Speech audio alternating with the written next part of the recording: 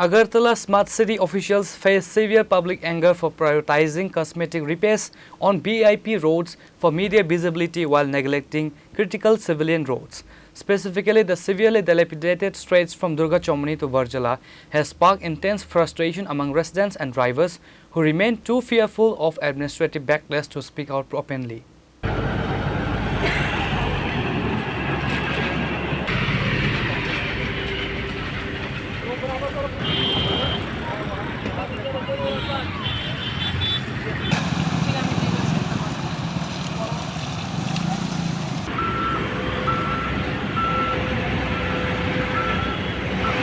Smart City officials are accused of overlaying fresh asphalt of exclusively on high-profile VIP roads simply to showcase performance in front of the media. In stark contrast, general city roads, particularly the Durga Choumohani to Barjala road, are in a completely broken and hazardous condition.